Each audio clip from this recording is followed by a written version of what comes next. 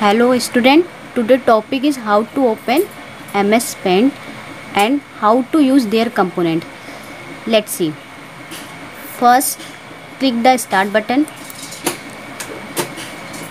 Go to all program, then click. Next, click accessories. Next, then click MS Paint. Okay बच्चों, ये MS Paint का window है। तो इस MS Paint के विंडो में किसका यूज़ होता है ये, जैसे इसमें दो टैब होती है, होम टैब और सेकंड है व्यू टैब।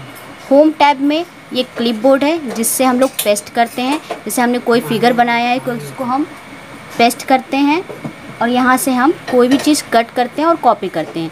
कट और कॉपी में दोनों में यही डिफरेंस है। कॉपी का मतलब कोई एक फिगर को सेम टू सेम दूसरी जगह पर ले जाना, तो दोनों तरफ वो फिगर होती है। कट का मतलब उस फिगर को यहाँ से हटाकर दूसरी जगह पर ले जाना। फिर नेक्स्ट टैब है आपका इमेज टैब।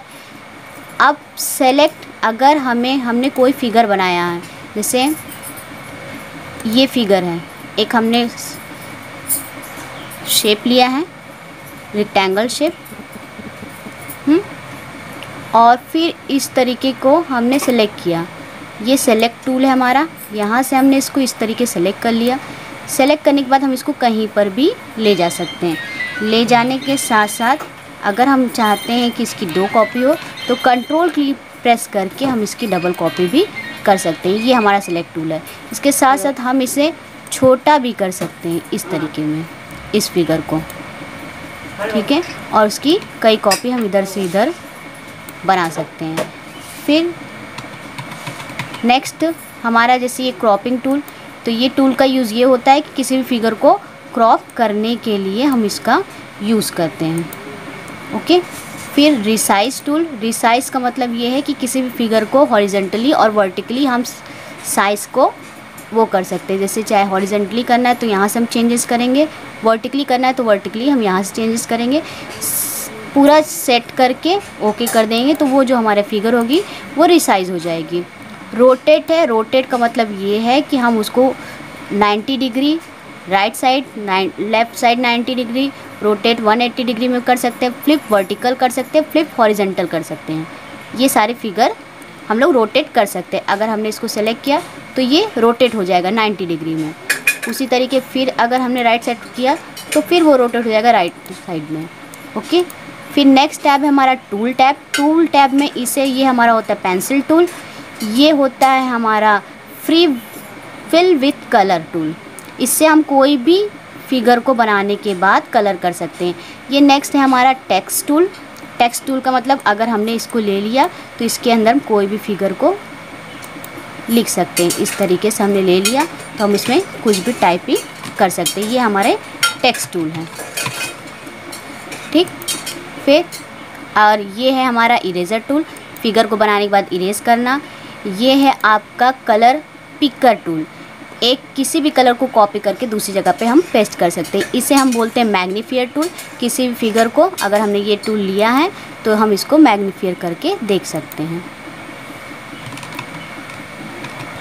फिर नेक्स्ट है हमारा ब्रश। ब्रश भी बेटा डिफरेंट टाइप्स के ब्रशेस होते हैं। जैसे ये अगर किसी भी ब्रश का कलर मोटे में करना तो यहाँ से ले सकते हैं। अगर हमें चाहिए कि स्प्रे कलर में हो तो हम इस ब्रश को ले सकते हैं। लाइन एकदम पतली चाहिए तो इस ब्रश को ले सकते हैं। तो डिफरेंट टाइप्स के ब्रश है जिसके अकॉर्डिंग हम कलर को कर सकते हैं। फिर ये आपका शेप टूल है। शेप टूल भी, इसमें डिफरेंट टाइप्स के शेप हैं आपके। आप कोई भी शेप आराम से सेलेक्ट कर सकते हैं। नेक्स्ट है ये आउटलाइन। आउटलाइन पे अगर आपने कोई फिगर लिया है और आउटलाइन में जैसे नो आउटलाइन, किसी चारों तरफ आउटलाइन नहीं चाहिए, सॉलिड कलर करना है तो हम इसको सेलेक्ट करेंगे। क्रियॉन्स में करना है और मार्कर टाइप्स में करना है तो ये क्या डिफरेंट टाइप्स के हैं इस तरीके में। जैसे ये शेप है तो एक मार्कर टाइप का आ जाएगा। और फिर अगर ऑयल पेस्टल में करना है तो ये ऑयल टाइप में आ जाएगा। नेचुरल पेंसिल चाहिए तो नेचुरल पेंसिल आ जाएगी। वाटर कलर चाहिए तो ये वाटर कलर आ जाएगा। फिर नेक्स्ट है हमारा फील कलर। फील कलर भी सेम टाइप है। तो कलर जब हम फील करते हैं तो उसमें no colour, solid colour, crayons, marker, oil, natural pencil, water colour सब कुछ आएगा। ये आपकी साइज़ है, इस साइज़ के अकॉर्डिंग आप अपनी मतलब जो भी चीज़ ड्रॉ करते हैं तो इसके अकॉर्डिंग आप इसको ले सकते हैं। फिर ये कलर है, तो ये आपका फोरग्राउंड कलर है, ठीक है। और इसे हम बोलते हैं क्लिक टू को। ये जो आपका होता है ये फोरग्राउंड कलर है और ये आपका बैकग्राउंड कलर है। अगर आपको बैकग्राउंड कलर करना होता है तो ये बैकग्राउंड कलर के लिए इसका यूज़ किया जाता है। ये डिफरेंट टाइप्स के आपकी कलर बॉक्स है।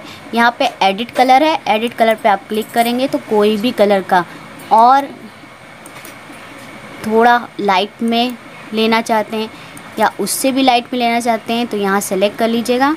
सेलेक्ट करके ओके कर दीजिएगा तो ये आपका ये जो नीचे की लाइन, ये बॉक्सेस जो खाली होती हैं वो सारी बॉक्सेस उस कलर में फिल हो जाएगी। फिर आप इसको कलर यूज़ कर सकते हैं। यहाँ से सेलेक्ट कीजिए और इसको कलर यूज़ कर सकते हैं।